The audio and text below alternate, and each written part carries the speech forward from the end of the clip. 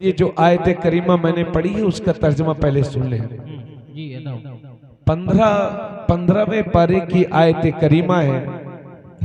अल्लाह रब्बुल इज्जत कुरान पाक में इरशाद फरमाता है, वक़ज़ा रब्बुका अल्ला तअबुदू इल्ला इय्याह। तुम्हारे रब ने फैसला फरमा लिया, हुक्म फरमा दिया कि इबादत सिर्फ अपने रब की करो। वाह वाह वाह वाह वाह। बोल दो,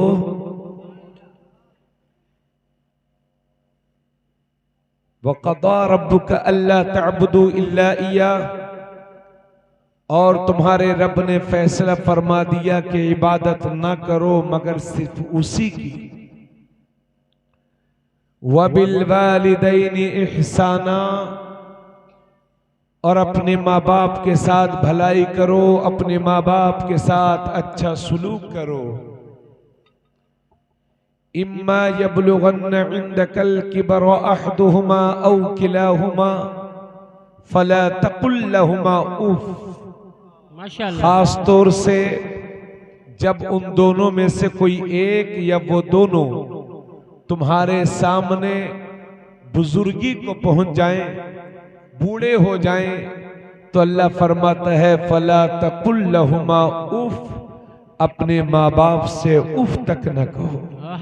क्या बात है। यानी कोई ऐसी बात न कहो कि उन्हें तकलीफ पहुंचे। अल्लाह अल्लाह अल्लाह। वला तनहरहुमा, और उन्हें झिड़को ना। वकुल लहुमा कौलन करीमा, और उनसे जब भी बात करो नरमी से बात करो, प्यार से बात करो, मोहब्बत से बात करो। सुभान अल्लाह सुभान अल्लाह। वक़्फ़िद लहुमा जनाहज़्ज़ुल्लि मिनर रहमा, और आजिज़ी के साथ अपने बाजुओं को बिछा दो। वकुल, और कहो रब्बी, ए मेरे रब, इरहमहुमा, इन दोनों पर रहम फरमा, कमा रब्बयानी सगीरा, जैसे बचपन में इन दोनों ने हम पर रहम किया था। वाह वाह वाह वाह वाह। सुभान अल्लाह सुभान अल्लाह। आवाज और बढ़ा दीजिए भैया थोड़ी सी। क्यों बच्चों, आप लोग परेशान तो नहीं है ना? बैठ के सुनो, ये पूरी आयत करीमा मैंने तिलावत कर दी, जिसमें सबसे पहले अल्लाह पाक फरमाता है तुम्हारे रब ने यह फैसला फरमा दिया कि इबादत सिर्फ अपने रब की करो। तो अल्लाह ने कुरान में अपनी इबादत के बाद सबसे ज्यादा ताकीद का अगर किसी बात का हुक्म दिया है तो वो अपने माँ बाप के साथ भलाई करने का हुक्म दिया। चूंकि हमको पैदा करने वाला अल्लाह, और जो जरिया बनते हैं वो हमारे माँ बाप, कि जिनकी वजह से हमारा वजूद होता है, कि जिनकी वजह से हम दुनिया में आते हैं। स्टेज वालों को जाना मत भाई, हाँ, सब लोग कुर्बानियां दो। आप लोग कुर्बानी का मतलब समझते हो कि बस ज़िबा कर दिया जाए, ऐसा नहीं है। कुर्बानी का मतलब होता है, चलो खैर हजरात, तो सबसे पहले अल्लाह ने अपनी इबादत का हुक्म फरमाया है। अभी हम चंद रोज पहले नगला आए थे, वहां भी बयान किया था, यहां भी थोड़ा सा उस सिलसिले में बयान कर दूं। ये कुरान की आयत करीमा आप समाप्त कर चुके। अब आइए हदीस पाक सुन लें। बुखारी शरीफ की हदीस है, रावी हैं हजरत अब्दुल्ला इब्ने उमर। नबी करीम सल्लल्लाहु अलैहि वसल्लम इरशाद फरमाते हैं, बुनियल इस्लामु अला खम्स, शहादत अल्ला इलाहा इल्लल्लाह व अन्न मुहम्मदर रसूलुल्लाह व इकामिस सलाह व ईताइज ज़काह व हज्जिल बैत व सौमी रमज़ान। बोलो सुभान अल्लाह। नबी करीम सल्लल्लाहु अलैहि वसल्लम ने इरशाद फरमाया कि इस्लाम की बुनियाद 5 चीजों पर है। जैसे कोई कमरा बनता है, कोई हुजरा बनता है, कोई घर बनता है, तो 4 सुतून होते हैं, एक छत होती है, तब जाकर के कमरा बनता है। अल्लाह के नबी ने उसी से तशबीह दी और फरमाया कि इस्लाम की बुनियाद भी 5 चीजों पर मुश्तमिल है। उनमें से सबसे पहली चीज इस बात की गवाही देना कि अल्लाह के सिवा कोई माबूद नहीं और मोहम्मद सल्लल्लाहु अलैहि वसल्लम अल्लाह के बंदे और उसके रसूल हैं। बोल दो सुभान अल्लाह। दूसरी चीज व इकामिस सलाह, और नमाज कायम करना, व ईता ज़कात, और ज़कात अदा करना, व हज्जिल बैत, और जिंदगी में हर साहिब हैसियत को एक बार हज करना, व सौमी रमज़ान, और रमजान शरीफ के मुबारक महीने के रोजे रखना। ये 5 चीजें हो गई जिन्हें हम अरकाने खमसा कहते हैं, जिनमें से सबसे पहली चीज ये है कि अल्लाह को एक मानो और उसके रसूल को आखिरी रसूल मानो, अल्लाह का बंदा मानो और आखिरी रसूल मानो। और जब ईमान कंप्लीट हो गया तो ईमान लाने के बाद एक मुसलमान के लिए जो सबसे बड़ी जिम्मेदारी है वो है 5 वक्त की नमाज। उसके बाद साल में एक बार 2.5% ज़कात, 52.5 तोला चांदी हो या 7.5 तोला सोना हो या इतनी चांदी सोना ना हो बल्कि इसके बराबर रकम हो, और उस पर साल गुजर जाए तो 2.5% आपके माल में अल्लाह ने गरीबों का हिस्सा रखा है। और जिंदगी में एक बार हज करना, यानी जो इंसान हज करने की इस्तिताअत रखता है मक्का शरीफ तक जाए और वहां से वापस आए, इतने अखराजात बर्दाश्त कर सकता है। और जब वो मक्का शरीफ या मदीना शरीफ में रहे तो उसके बच्चे भूखे प्यासे ना मरे, फाके की नौबत ना आए।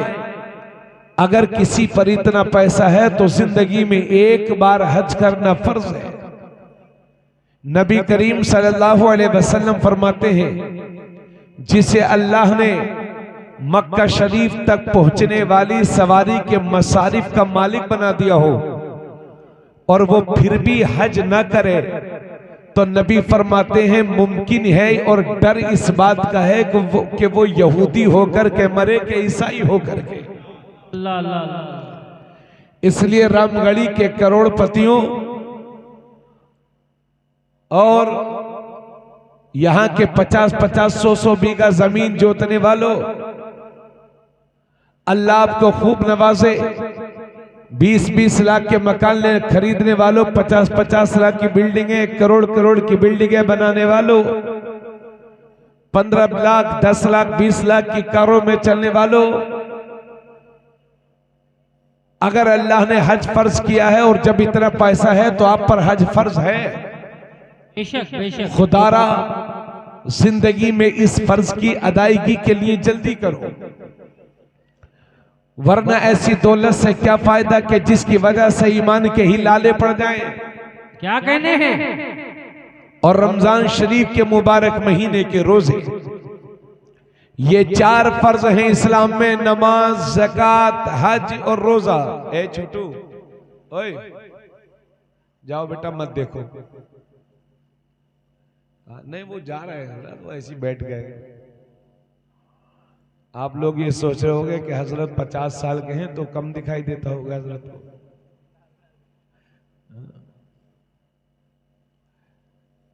तवज्जो चाहूंगा। उनमें सबसे पहली चीज है अल्लाह को एक मानना और रसूलुल्लाह को आखिरी रसूल मानना। वाह वाह वाह वाह, सुभान अल्लाह। अगर ईमान सलामत है तो सारे अमाल कबूल हैं। अगर ईमान हाथ से जाये हो गया तो फिर तस्बीह पढ़ते रहिए, नमाज पढ़ते रहिए, ज़कात देते रहिए, कोई मतलब नहीं है। हक है। इसलिए मेरे दोस्त, अल्लाह का शुक्र अदा किया करके अल्लाह ने तुझे मुसलमान के घर में पैदा किया है। वाह वाह वाह वाह वाह वाह, जिंदाबाद। और ईमान की दौलत अल्लाह की सबसे बड़ी नेमत है। वाह वाह वाह। अगर ये नेमत हाथ से जाये हो गई तो जिंदगी का कोई मतलब नहीं होता। लेकिन हाय अफसोस, मेरी कौम के बच्चों का हाल ये है कि अब्बा ने नाम रखा है मोहम्मद। हमने पूछा बेटा आपका नाम क्या? तो बोले लोग हजरत मुझे राजू कहते हैं। एक का नाम है जुबैर। हमने कहा भाई साहब क्या नाम है? लोग बोले हजरत हमें, वो बोले हजरत लोग मुझे पप्पू कहते हैं। एक से कहा भाई साहब आपका क्या नाम है? हजरत मुझे शानू कहते हैं। एक से पूछा आपका क्या नाम है? बोले हजरत मुझे गुड्डू, लोग मुझे गुड्डू कहते हैं। अरे कब तक गुड्डू, मुन्ना, शानू, राजू, पप्पू बने रहोगे? अगर तेरे बाप ने तेरा नाम मोहम्मद रखा है तो 1,00,000 बुत परस्तों की भीड़ में भी खड़ा हो और तुझसे कोई पूछे तेरा नाम क्या है तो शान से बताया कर मेरे बाप ने मेरा नाम मोहम्मद रखा है। जिंदाबाद जिंदाबाद। उसमें के मुसलमान बनो मियां, मगर हम अपने बच्चों को देख रहे हैं अपने ईमान को छुपाए छुपाए फिर रहे हैं। दाढ़ी इस वजह से चेहरे पे नहीं है ताकि लोग हमें मुसलमान न समझे। हाथ में कड़ा पहने घूम रहे हैं ताकि लोग हमें मुसलमान न समझे। बदन पे टैटू बनवाए घूम रहे हैं ताकि लोग हमें मुसलमान न समझे। 5-5 गुटके मुंह में दबा लिए हैं और गले में लीड लगा ली है। मियां न नमाज याद है न रोजा, और ये हालत है हमारी। वज़ा में तुम हो नसारा तो तमद्दुन में हुनूद। ये मुसलमान है जिन्हें देख के शर्माए यहूद। ये हमारे ईमान की कमजोरी का आलम है। इसलिए मेरे भाई, जिंदगी में कुछ करना या न करना, अगर ईमान सलामत है और आमाल अगर अच्छे भी नहीं होंगे तो गिरते पड़ते जन्नत में चले ही जाओगे। लेकिन ईमान से हाथ धो बैठे तो फिर आमाल का कोई मतलब नहीं है। इसलिए मैं अर्ज कर रहा हूं मेरी कौम के बच्चों, तुम नाजुक दौर से गुजर रहे हो। आज के नाजुक दौर से तुम गुजर रहे हो। परेशानियां तुम्हारे सरों पर खड़ी हुई हैं। इसलिए होशियार हो जा और अपनी जिम्मेदारी को निभाने की कोशिश कर। और सुनो, हालात ये है कि कभी हरियाणा में, कभी पंजाब में, कभी झारखंड में, कभी मुल्क के दूसरे हिस्सों में हमारे बच्चों को लोग घेर लेते हैं और चंद गुंडे मिलकर के हमारे बच्चों से जबरदस्ती कलिमाते कुफरिया कहलवाते हैं। अब ये बोल रहा है, फिर भी मार रहे हैं, फिर भी मार रहे हैं। इसलिए मेरी कौम के जिम्मेदारों, आपको नसीहत करूंगा, अपने बच्चों को ये ताकीद किया करो कि बेटे जिंदगी की आखिरी सांस तक अपने ईमान का कभी सौदा मत करना, अपने ईमान का कभी सौदा मत करना।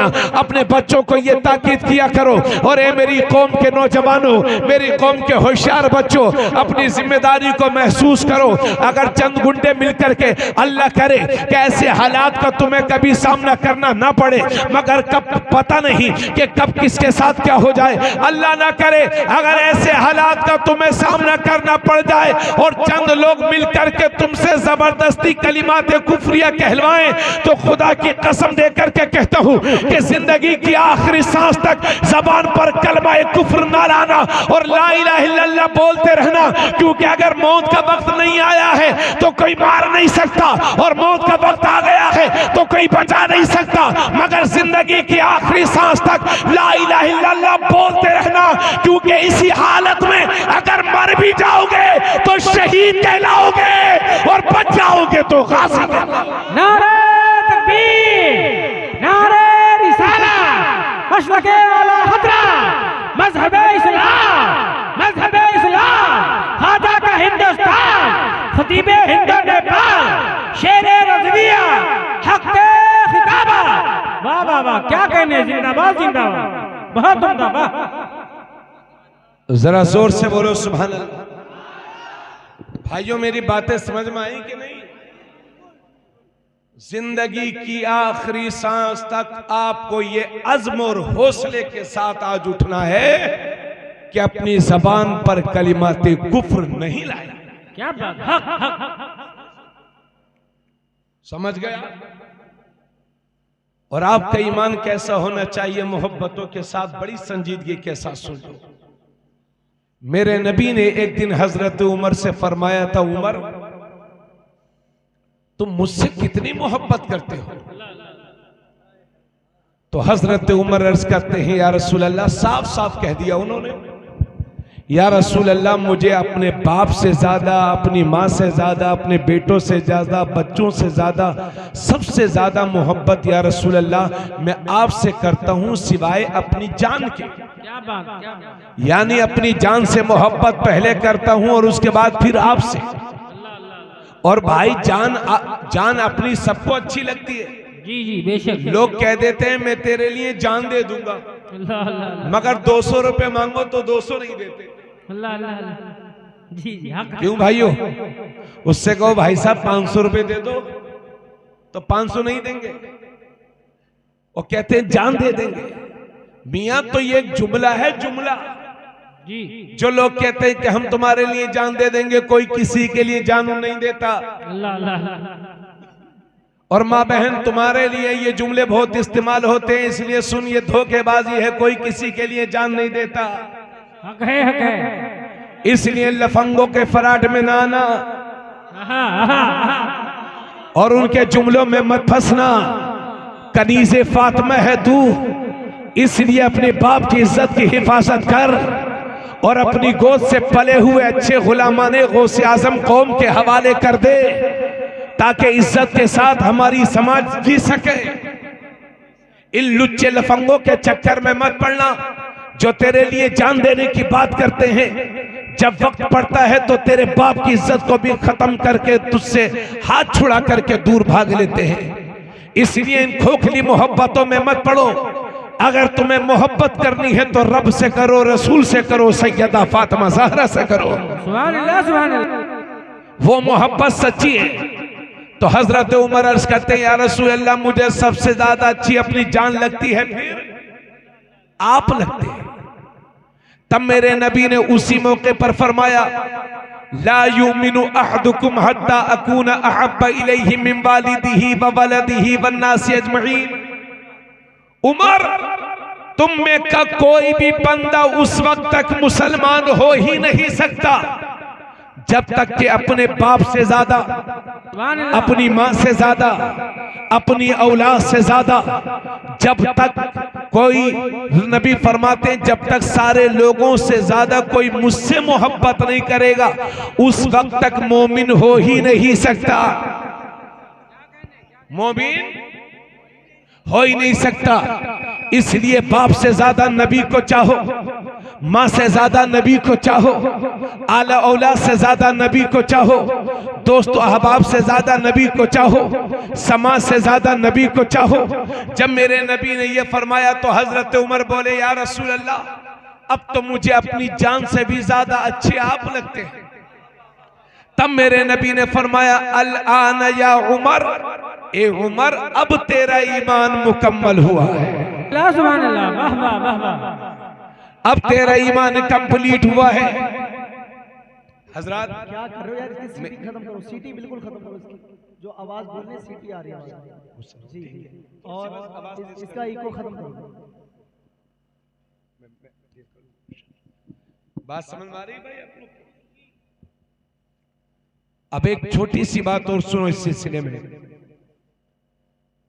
हजरत साद बिन वकास, बाबू गुस्सा मत होना, आखिरी बात रिक्वेस्ट करता हूं आपसे, जैसे अभी 1 मिनट पहले था वैसे सहम कर दो, वो ठीक था, गुस्सा मत होना। और आप माइक अच्छा है, अगर मैं ये कहता हूं अच्छा नहीं है तो मेरे कहने से आपकी रोजी रोटी कम नहीं हो जाएगी, जो नसीब में लिखा है वो पाओगे। हक है, सच। बुजुर्गों ने कहा है कि रोजी इंसान को ऐसी तलाशती है जैसे मौत तलाशती है। अल्लाह अल्लाह अल्लाह अल्लाह। हजरत साद बिन वकास सहाबी रसूल है। जिस वक्त वो ईमान लाए, उनकी मां को पता चला कि मेरा बेटा मुसलमान हो गया, तो कहने लगी, बेटे जब तक मैं कुछ खाऊंगी नहीं, पीऊंगी नहीं, जब तक तू इस दीन से फिर नहीं जाएगा, यानी दीन इस्लाम को छोड़ नहीं देगा, जब तक मैं तुझसे राजी नहीं होंगी, कुछ खाऊंगी भी नहीं, पीऊंगी भी नहीं, और न साए में बैठूंगी, ऐसी ही भूखी प्यासी मर जाऊंगी, तेरी बदनामी होगी और लोग तुझे मां का कातिल कहेंगे। छोड़ दे दीन को। हजरत साद बिन वकास चले गए। एक दिन तक बूढ़ी ने न कुछ खाया न पिया, ऐसी रही तो दुबली हो गई। फिर एक दिन कुछ नहीं खाया पिया और कमजोर हो गई। जब हजरत साद ने देखा कि ये तो इसी हालत में रहेगी, मां थी, तो करीब गए। फिर उस मां ने कहा, यही कहा बेटे जब तक तू दीन नहीं छोड़ेगा तब तक मैं कुछ खाऊंगी पीऊंगी नहीं, लोग तुझे मां का कातिल कहेंगे, तेरी बदनामी होगी। तो हजरत साद बिन वकास के तारीखी जुमले सुनिए और इस्लाम से मोहब्बत देखिए। फरमाते, ए मां ये तो तेरी एक जान है, अगर तेरी 100 जानें हो और एक एक करके निकल जाए तब भी मैं ये तो बर्दाश्त कर सकता हूं, मगर रसूलुल्लाह पर पड़ा हुआ कलमा वापस नहीं ले सकता।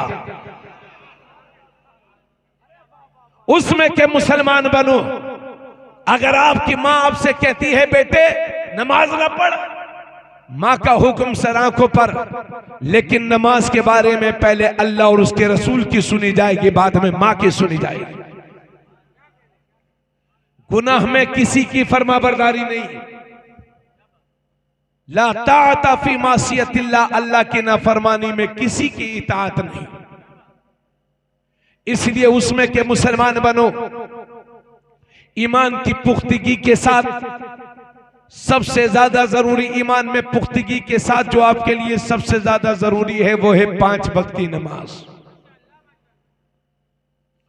और ये भी एक बात अर्ज कर दूं कि जहां आपको कुफरी कलमात से बचना है, वहां आपको बदअकीदों से, वहाबियों से, देवबंदियों से, नाम निहाद अहले हदीस से, शियों से, या जिसका अकीदा खराब हो उससे भी बचना जरूरी है। आप कहेंगे हजरत रामगढ़ में कोई बदअकीदा नहीं है, तो भाई पोलियो की दवा उसे नहीं पिलाई जाती जिसे पोलियो हो जाता है। पोलियो की दवा उसे पिलाई जाती है जिसे अभी हुआ नहीं। चूंकि आजकल के बच्चे बाहर जाते हैं तो कहीं ऐसा ना हो अकीदे में खराबी आ जाए, इसलिए शिर्क व कुफ्र से भी बचाइए और अपने बच्चों को बदअकीदगी से भी बचाइए। और नमाज की बात पहले होगी। पहले ये भी जान लीजिए कि वहाबियों से बचाना बहुत ज्यादा जरूरी है, बदअकीदों से बचाना। लोग कहेंगे हजरत कैसी बात करते हैं, तो हजरत सुन लीजिए, अल्लाह के नबी ने इरशाद फरमाया था, ये तिरमिजी शरीफ की हदीस से कोई किस्सा कहानी की बात नहीं है, गौर से सुनिएगा। नबी फरमाते हैं बनी इसराइल में 72 फिरके हुए थे, बल्कि पूरी हदीस सुन लीजिए। फरमाते हैं आका कि मेरी उम्मत पर एक वक्त ऐसा आएगा जैसा बनी इसराइल पर आया था, हज़बन नाले बिन नाल, जूती जूती के बराबर, यानी जैसे एक जूता दूसरे जूते के बराबर होता है साइज में, कलर में, और जैसे जूता दूसरे जूते के बराबर होता है। नबी फरमाते ऐसा ही वक्त जैसा बनी इसराइल पर आया था मेरी उम्मत पर भी आएगा। और मेरे नबी ने फरमाया जैसे बनी इसराइल में अगर किसी ने अपनी मां के साथ जिना किया था एलानिया तौर पर, तो नबी फरमाते हैं मेरी उम्मत पर भी एक ऐसा वक्त आएगा कि कोई मेरी उम्मत में ये काम भी करेगा।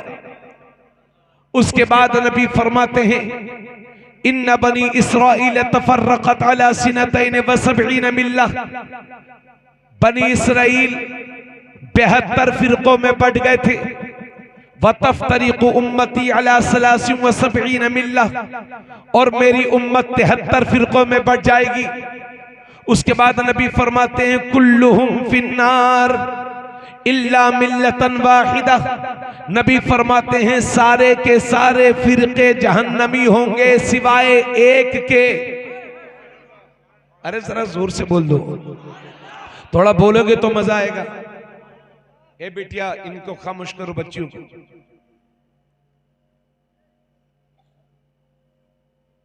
इधर सुनिए, बीच में डिस्टर्ब हो जाता है। कुल्लुहुम फिन्नार इल्ला मिल्लतन वाहिदा, सबके सब दोज़ख में होंगे सिवाय एक फिरके के। सहाबा ने अर्ज किया या रसूल अल्लाह, वो फिरका जो जन्नती होगा वो कौन सा होगा? नबी फरमाते हैं मा अना अलैहि व अस्हाबी, जिस रास्ते पर मैं हूं और मेरे सहाबा, उस रास्ते पर चलने वाले जन्नती होंगे। जरा और जोर से आवाज आ जाए। अब मेरी बात सुनिए, अहल का माना वाले होते हैं और सुन्नत का मतलब हुजूर का रास्ता, और जमात से मुराद सहाबाए किराम। तो नबी ने जो फरमाया मा अना अलैहि व अस्हाबी, उसी को कहते हैं अहले सुन्नत वल जमात, यानी नबी के तरीके वाले और सहाबा के तरीके वाले।